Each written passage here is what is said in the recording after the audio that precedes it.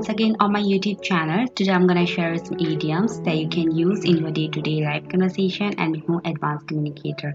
And also, if you are new for my channel, then don't forget to hit the like button and subscribe my channel so that you can get my videos notification time to time. If you like my video, watch after that. So also, I have started the one series of the idioms. There I have shared a lot of idioms, expressions that you can use in your day-to-day life conversation. It will very beneficial for you if you are a learner and if you want to enhance your communication skills more and more with the help of the example so that you can easy to understand. And also you use these idioms in your day-to-day life conversation, it will be beneficial for you. And also today I'm going to share you these idioms that you can watch in this series. The first one we have on a one, the second one that is to have it out with, third one that is to have it in for, fourth one is no nothing. So let's go let's moving on the first part, and that is on a whim. So what's the meaning of the on a whim?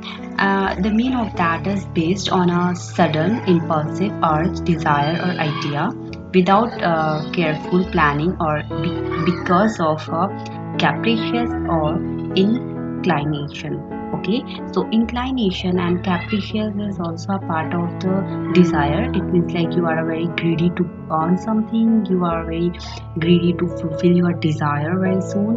Or what is the meaning of the on a whim here? The on a whim, it means like without any care of the other people, what they will think about you, what they consider about you. You are doing your work and you are just focusing on your desire, what you want to do exactly. That is the on a whim. Here I use how you can use it. For example, on a whim, we drove to the beach of the weekend. Drove is a past tense of the drive, and here we are talking about the past tense. That's why we just mentioning here the past tense of the drive is drove, and on a whim we drove to the beach for the weekend. So that's how you can use it. Let's moving on the other part, and that is to have it out with means to quarrel with, to confront. Okay, quarrel, it means like argument with someone or explain to someone. Or to confront, it means like face the challenges, that the meaning of the confront here actually. Here the example, I am going to have it out with Jack about all the times that he has told us lies. Okay, so he want to or she want to just to have it out with him because he often lies with her.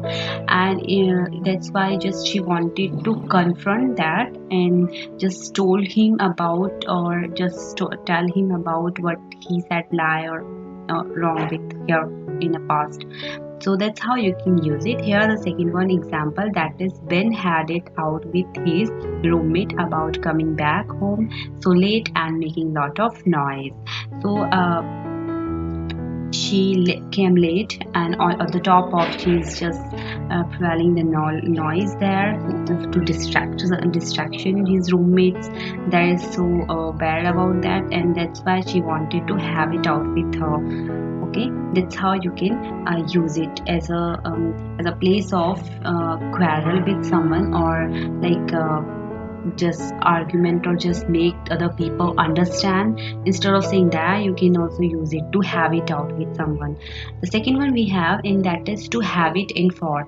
To have it in for, the mean of that is to want revenge on, to feel hostile towards, also to hold a garbage against. Okay, it means like you have a very bad bad thoughts about someone or about something, or like you held some garbage, means like you just hold a very bad about someone or something, like she's like that girl or he's like that girl, he's not good, he's like that, who is like that.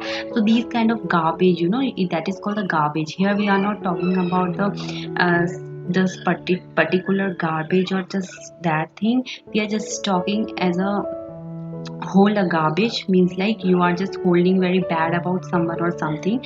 That is called the hold a garbage here. Here the example how you can use it.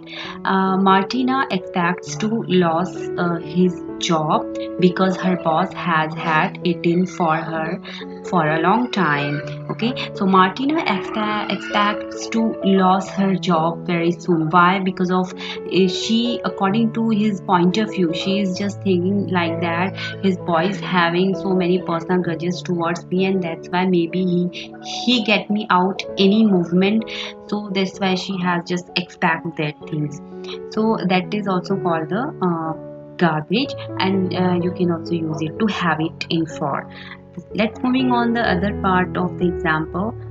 For instance, a teacher has held a garbage against Oliver since the time that he insulted her in front of the class. Okay, so his teacher having the personal grudges towards that particular one student, and that's why just she held a garbage against Oliver since the time, and that often whenever she get the time, she never lets any time to let down her in front of the students, in front of the public, in front of the class.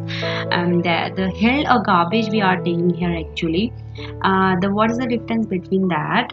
Hill we are talking about past tense here, and that's why we are using past tense of the whole. Hold a garbage. So instead of saying the hold a garbage, we are talking about the past tense. So you can mention here the hill. Okay, that's how you can use it. Let's moving on the other part, and that is know nothing. Okay, know nothing, it means like an acknowledgement about someone, or completely ignoring something or someone, or uninformed something, like you have not proper information about something, you're not interested to know about something or someone. That is called an acknowledgement. Okay, lack of the interest to know about something or someone.